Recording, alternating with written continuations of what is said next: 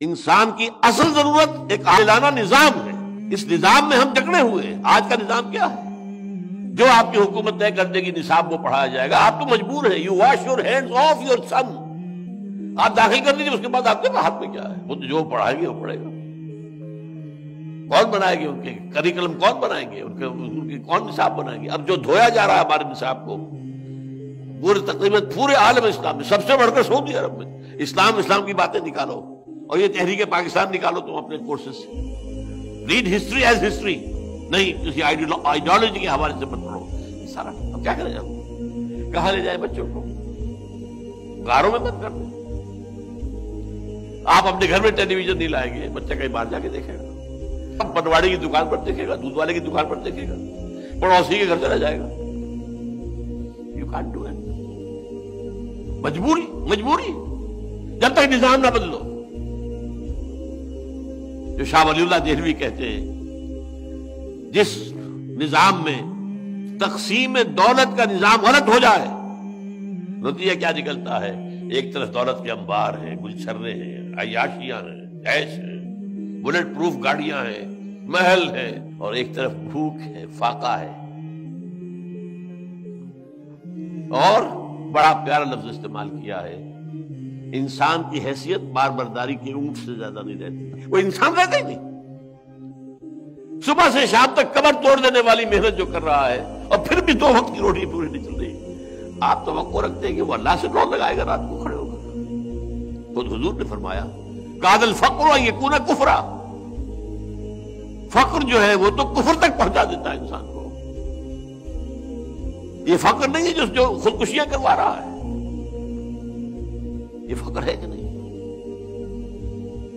ماں اپنے 3 بچیوں سے بے طاقت اور ریل کے انجن کے سامنے کودتی ہے. تو وہ کہتے ہیں کہ جب ایسا ہو جائے تو یہ ایک 2 دھاری تلوار ہے.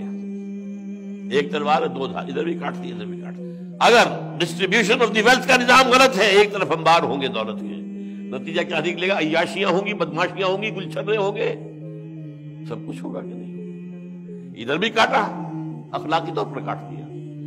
ادھر بھوک ہے, فاقہ ہے, تو دنیا نے تیری یاد سے بیگانہ کر دیا. تو اس سے بھی دل فریب ہے غم روزگار کے. کہاں خدا, کہاں آخرت, کہاں قرآن, کہاں کی فکر اس کو بیچارے.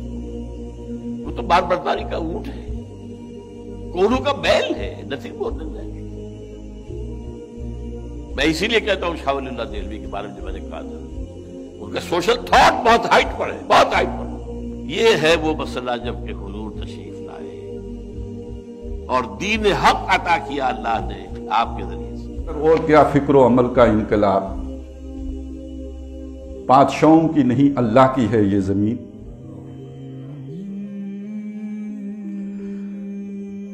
یہ جو زمین ہے جو جس پہ لوگ جاگیردار بن کے پھر وڈیرے بن کے پھر ساری بدماشیاں قائم کرتے ہیں, یہ ہمارے ہاں یہ جو ظلم ہے نا, آپ دیکھتے ہیں نا ابھی لوگوں نے کہنا شروع کر دیا جی ڈاکٹر ان پڑھ ہیں, وکیل ان پڑھ ہیں.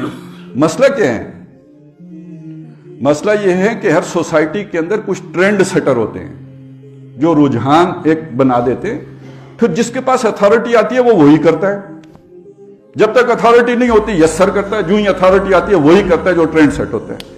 تو ہمارے معاشرے میں سیٹ یعنی جسے سیٹلڈ نارم جو ہے وہ کیا ہے کہ ایک ہمارا کریکٹر ہے جاگیردار کا جس کو کوئی نہیں پوچھتا ہے. وہ بادشاہ ہیں اپنے علاقے کا, جس کو چاہے جس کی عزت اچھالے, جس کی بیٹی اٹھائے, اسے کوئی نہیں پوچھنے والا. غیر شعوری طور پر ہمارے دماغوں میں یہ ایک آئیڈیل بن کے بیٹھا ہوا ہے.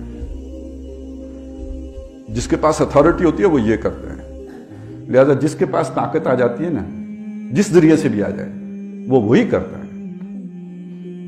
یہ کسی نظام تعلیم کا مسئلہ نہیں ہے, یہ سوسائٹی کا مسئلہ ہے. ابھی وہ چونکہ آ گیا نا جی مدرسوں میں یوں ہوتا ہے تو یہ سیکولر تعلیمی اداروں کے نکلے ہوئے لوگ یہ کرتے ہیں. نہیں, اصل مسئلہ جو ہے یہ ہمارا سٹرکچر ہی الٹ گیا نا. جہاں یہ نظام ہوگا جاگیرداری کا وہاں پھر ایسے ہی کریکٹر سامنے آئیں گے. پہلے ہمارے بادشاہ یہی کرتے تھے, ان سے کوئی پوچھ سکتا تھا کہ آپ نے, ان کا کوئی احتساب ہو سکتا تھا, وہ کوئی اکاؤنٹیبل تھے. لہذا جس کے پاس ڈنڈا آیا اس نے وہی کیا. اچھا یہ ویسے چلیں ضمنی یہ بات بھی عرض کر دوں, یہ گھروں کے اندر بھی یہی ہوتا ہے.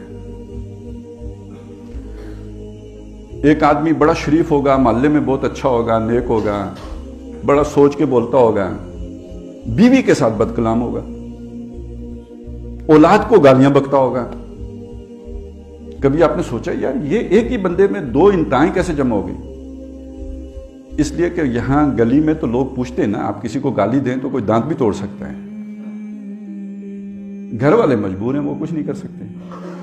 اسی لیے اللہ کے نبی صلی اللہ علیہ وسلم نے فرمایا نا، تمہارے اصل کردار کا پتہ تمہارے گھر چلے گا۔ تم میں سب سے بہترین شخص وہ ہے جو اپنے گھر والوں کے ساتھ بہترین ہے۔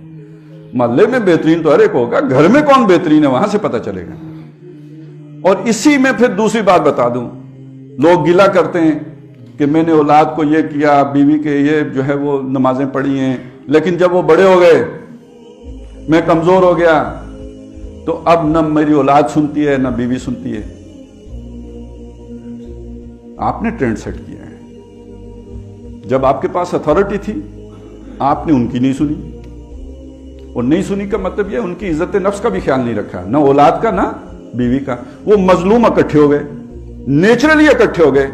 اب ایک ہی گالی بیٹے کو بھی پڑ رہی ہے، وہی ماں کو بھی پڑ رہی ہے، تو وہ دونوں مظلوم اکٹھے ہوں گے یا نہیں ہوں گے؟ اور وہ ایک دوسرے کے ساتھ اپنی دکھی سکھی کر کے جب بڑے ہوئے، اب بیٹا کماؤ پوت ہو گیا، اس نے لا کے کس کی جولی میں ڈالنا ہے؟ کیونکہ اس کی غمخوار تو وہی تھی نا۔ اب ماں کے پاس اتھارٹی آ گئی، اس کی تو تربیت ہی یہی ہوئی ہے، جس کی اتھارٹی ہوتی ہے وہ پھر یوں کر کے ٹریٹ کرتا ہے۔ تو یہ تو آپ اپنا بویا کاٹ رہے ہوتے ہیں، بالکل نیچرل ہے، اس میں کسی کا کوئی اضافی عمل شامل نہیں ہے، یہ ایکشن کا ری ایکشن ہے، جوں کا توں ہے، از خود ہے۔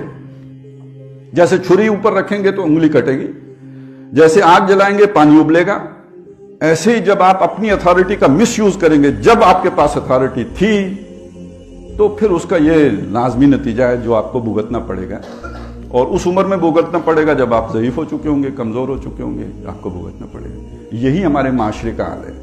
تو بہرحال بات یہ ہو رہی تھی، جو اصل مسئلہ ہے کہ یہ جو نظام عدل ہے یہ کوئی اضافی بات نہیں ہے کہ اس کا معاشرے کے اوپر کوئی اثر ہی نہیں ہوتا۔ جب یہ عدل ہٹ جاتا ہے تو پھر یہ خرابیاں پیدا ہوتی ہیں، پھر جمعوں کی تقریروں سے لوگوں کے رجحانات نہیں بدلتے، پھر آکسفورڈ یونیورسٹی میں جا کے تو آدمی کا اخلاق نہیں بدلتا، اسی سے آگے سمجھ لیجئے پھر کسی مدرسے میں بھی جا کے کوئی فرق نہیں پڑتا۔ ایک وقتی انسان کے اوپر ایک لیئر آ جاتی ہے، چہرے کے اوپر آدمی چہرہ سجا لیتا ہے، لیکن اس کے اندر وہی شے ہوتی ہے جو معاشرے میں جاری و ساری ہوتی ہے۔ تو یہ نظام کی خرابی کوئی معمولی خرابی تو نہیں ہوتی، یہ پوری انسانیت کو برباد اور تباہ اور خراب کر کے رکھ دیتی ہے۔ اسی لیے تو ابلیس نے یہ سارا محکم نظام بنایا ہے تاکہ انسان صحیح رخ پر تربیت ہی نہ پا سکیں، صحیح رخ پر اٹھ ہی نہ سکیں۔ تو بہرحال جو بات سمجھ میں آئی وہ یہ کہ یہ جو ابلیسی نظام ہے محمد الرسول اللہ صلی اللہ علیہ وسلم کا نظام، اس سے 180 درجے مختلف سمت میں چلنے والا نظام ہے، ان دونوں کا آپس میں ٹکراؤ ہے اور کلیش ہے۔ اور اب جب ہم دین اسلام کی بات کرتے ہیں تو یہ ہمارے پیچھے یہ ساری آئیڈیالوجی کھڑی ہے، اس کا مطلب ہے اس کے ساتھ ٹکرائے بغیر ہم اپنا دین